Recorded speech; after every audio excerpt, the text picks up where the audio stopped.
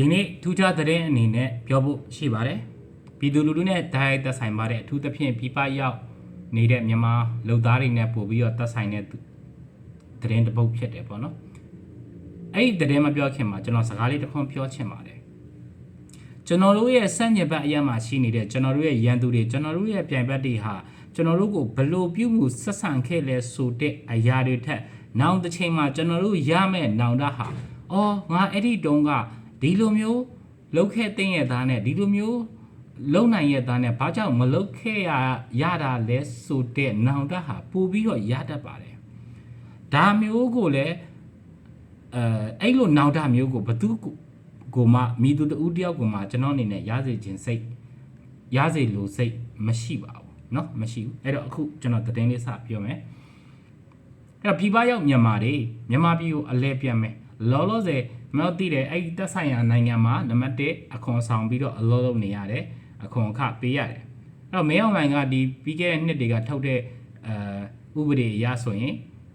သူ့နိုင်ငံအတွက်လည်းသူပြန်ပြီးတော့မြန်မာနိုင်ငံအတွက်လည်းအခွန်ဆောင်ရအောင်မယ်เนาะအခွန်ကနှစ်ခါဆောင်အောင်မယ်ဟုတ်ပြီဒါတည်းမကဘူးမြန်မာပြည်ပြန်မယ်ဆိုရင်မြန်မာပြည်ပြန်မယ်ဆိုပြန်ပြီးတော့ထွက်ချင်တဲ့သူတွေဆိုရင်ဒါ smart card လောက်ရမယ်ပတ်စံကုန်မယ်အခွန်နှစ်ခါဆောင်ရမယ်ပြီးတော့ smart card လောက်ကမယ်ပတ်စံကုန်မယ်ပြီးတော့ PV ကနေ PJ ပြောင်းရမယ်ပတ်စံကုန်မယ်ပြီးတော့ OWIC ကလောက်ကမယ်ပတ်စံကုန်မယ်အခုနောက်ထပ်ပတ်စံကုန်မယ်တပေါက်ပြောပြရစီအဲ့ဒါဘာလဲဆိုတော့မြန်မာပြည်ပြန်မယ်ဆိုရင်သက်ဆိုင်ရာနိုင်ငံပေါ့နော်သက်ဆိုင်ရာနိုင်ငံမှာကိုရောက်နေရှိနေတဲ့နိုင်ငံရဲ့တန်ယုံเนาะသူတို့စစ်ကောင်စီကဖွင့်ထားတဲ့တန်ယုံတွေမှာထောက်ခံချက်တောင်းရပါတယ်အဲ့ဒီထောက်ခံချက်ပါမှမြန်မာပြည်ပြန်လို့ရပါမယ်ထောက်ခံချက်ကအလကားတောင်းလို့မရပါဘူးကိုယ့်ရဲ့ data အချက်လက်တွေသူတို့တောင်းဆိုတဲ့အချက်လက်တွေပေးရမှာဖြစ်တယ်လို့အခချင်းငွေတစ်ခုလည်းပေးရအောင်မှာဖြစ်ပါတယ်ဒါပါပဲเนาะဒါပါပဲအဲ့လိုမျိုးမလုပ်ခဲ့ဘူးဆိုရင်နိုင်ငံသားအဲ့အမိပြက်စင်းထည့်သွင်းတာလိုမျိုးအရေးတခြားပုံစံတစ်မျိုးနဲ့အရေးယူတာမျိုးလုပ်မယ်ဆိုတဲ့ကြေညာချက်မျိုးထွက်လာတယ်เนาะအဲ့တော့ဟုတ်ပြီဒါကျွန်တော်တို့မြန်မာတာမန်လူထုပေါ့နော်အခုစစ်အာဏာသိမ်းပြီးနောက်ပိုင်းမှာဘယ်သူမှတော့စစ်အာဏာရှင်အောက်မှာနေကျင်လိမ့်မယ်လို့မယူဆပါဘူးအဲ့တော့ပြည်ပရောက်နေတဲ့မြန်မာတွေရဲ့100မှာ90%ကျော်ဟာဒီမိုကရေစီကိုအားပေးထောက်ခံလိမ့်မယ်လက်ရှိတော်လှန်ရေးပေါ်မှာအားပေးထောက်ခံလိမ့်မယ်တော်လှန်ရေးပေါ်မှာမဝင်းရန်ရဲရင်သာရှိပါလိမ့်မယ်အားပေးထောက်ခံမှုတော့ရှိလိမ့်မယ်လို့ယူဆပါတယ်နော်အဲ့ဒီတော့ဒီဆိုရဲ့ဖိနှိပ်မှုတွေကနေကင်းလို့ချင်တယ်ဆိုရင်မြန်မာနိုင်ငံသားတွေအနေနဲ့သူတို့နဲ့ရင်းနှီးတဲ့ဆက်ဆံရေးဒါမှမဟုတ်သူတို့ထဲကတယောက်ဖြစ်နေမယ်ဆိုရင်တော့အဲ့ဖိနှိပ်ခံလူဒန်းစားကနေကိုကဖိနှိပ်သူလူဒန်းစားအဖြစ်ကိုရောက်နိုင်တယ်အဲ့လိုမျောလင်းချက်နဲ့သူတို့နဲ့ပါဝင်ပတ်သက်ဖို့ကြိုးစားနေကြတဲ့စီးပွားရေးတိုင်းဝိုင်းမှာရောစစ်ဖက်ဆိုင်ရာတိုင်းဝိုင်းမှာရောတခြားကဏ္ဍတတိမှာရှိမှာပေါ့လေเนาะရှိတာပေါ့အဲ့တော့အခုနောက်ထပ်သတင်းတစ်ပုဒ်ကပါလဲဆိုတော့ဘိုးလောင်းသိန်းဟန်ပေါ့နော်ဘိုးလောင်းတင်တန်းမှာတက်ရောက်နေတဲ့ပြင်ဦးလွင်စစ်တပ်ကတို့မှာတက်ရောက်နေတဲ့နော်ဘိုးလောင်းသိန်းဟန်အဲ့ဒီမှာရန်ဖြစ်တယ်ပေါ့နော်ရန်ဖြစ်တယ်ဆိုတာထက်ထိုးကျိတ်ခံရတာပေါ့ထိုးကျိတ်နိုင်ချင်းခံရတဲ့ကြောင့်သူရဲ့တေဆုံးသွားတယ်ပေါ့နော်တေဆုံးသွားတယ်ဆိုတဲ့သတင်းတစ်ပုဒ်ကြားရတယ်အဲ့တော့ဘိုးလောင်းတင်တန်းတက်နေတာစစ်တက္ကသိုလ်ဆိုတာကသူတို့ရဲ့စစ်တက္ကသိုလ်ဆိုတာအဲ့တက္ကသိုလ်တဲမှာပဲအဲ့လိုဖိနှိပ်မှုတွေအနိုင်ကျင့်မှုတွေနှိပ်စက်မှုတွေနဲ့တင် जा ပေးခဲ့တဲ့နေရာတစ်ခုဖြစ်တယ်အဲ့ဒီလိုဖိနှိပ်တက်လာမှနှိပ်စက်တက်လာမှအနိုင်ကျင့်တက်လာမှဘိုးဆိုတဲ့အရာမျိုးကိုအပွင့်တက်ပေးလိုက်တာဖြစ်တယ်အဲ့ဒီလိုဒလေးစရိုက်ရှိတဲ့သူတွေစုဖွဲ့ပြီးတော့မြန်မာပြည်သူလူထုကိုနေ့စဉ်ဘုံကျဲတိုက်ခိုက်နေတာတပ်ဖြတ်နေတာတွေဟာမကြားချင်တဲ့သူအတွက်မကြားကြအောင်ဆောင်လို့ရပါတယ်မမြင်ချင်တဲ့သူတွေအတွက်ကတော့မမြင်ဘူးလို့ညင်းလို့ရပါတယ်ဒါပေမဲ့မကြားစရာမမြင်စရာအကြောင်းတော့မရှိဘူးငါလွတ်ရင်ပြီးရောဆိုတဲ့ခန္ဓာတစ်ဖြုတ်ဆိုတဲ့စိတ်နဲ့ပြည်ပမှာရောက်ပြီးတော့ပျော်ပါနေတဲ့သူတွေ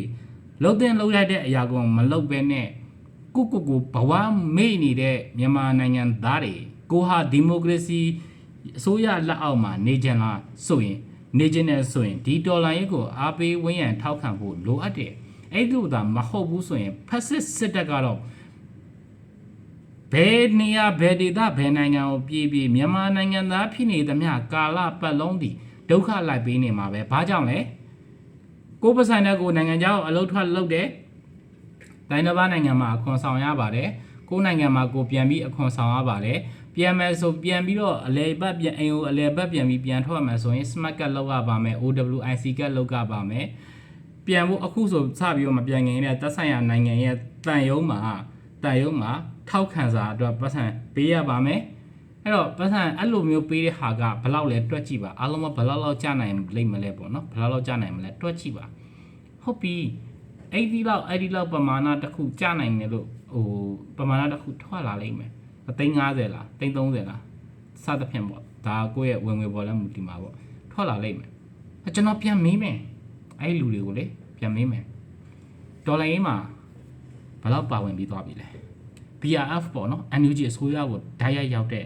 ရန်ပုံငွေဖြစ်တယ်ဓာတ်ရိုက်ရောက်တဲ့တရင်တွေကိုဓာတ်ရိုက်ရောက်တဲ့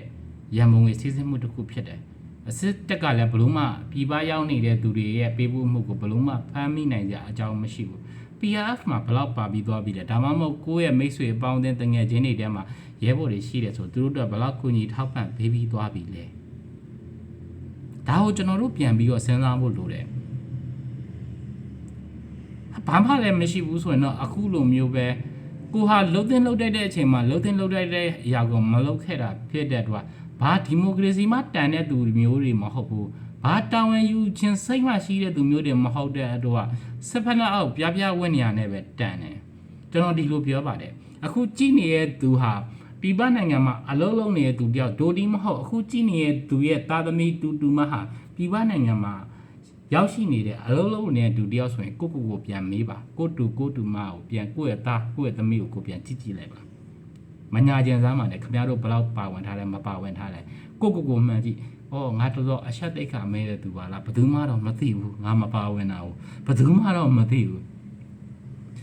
ဒါမဲ့ငါတော်လေးကိုအချက်တိတ်ခါမရှိပါလားဆိုတဲ့ပုံစံမျိုးနဲ့မှန်ကြည့်တိုင်းအသက်တရက်ကြီးလာတိုင်းစိတ်ကောင်းစီကနေပြီးတော့တခုဖိနှိပ်လိုက်တိုင်းမှာမှန်ရှိကိုသွားကိုမျက်နှာကိုပြန်ကြည့်ပါတစ်ချက်ရိုက်ပါကိုရိုက်တင်ပါလေစစ်တပ်အဲ့လောက်တော့မာနရှိမှဆိုရင်မာနမရှိတော့ရတယ်ဖားလိုက်ဘယ်တုန်းကမှသွေးမတော်တာမဆက်တဲ့လူကိုအဘဆိုပြီးတော့ခေါ်ပြီးတော့ဖားလိုက်နော်စစ်ဖက်နဲ့အောက်ပြဝင့်နေလိုက်နော်ဖက်နဲ့ကိုတိုက်ပေးလိုက်အဲ့စစ်ဖို့ကျုပ်ရဲ့မိန်းမတွေရဲ့ဆက်ဆံမိုင်းနာကိုလျှော့ပေးလိုက်ဒါခမရတို့နဲ့ထိုက်တန်တဲ့ဘဝပဲဖြစ်တယ်ကိုဘလို့ရှင်တန်ခဲ့လေကိုဘာလုပ်နေလဲဆိုတာနောက်တစ်ချိန်မှာကိုဘလို့ရှင်တန်ရမလဲဆိုတဲ့ဖြစ်တည်မှုကိုရောက်ရှိမှာဖြစ်တယ်လို့ကျွန်တော်ပြောချင်တယ်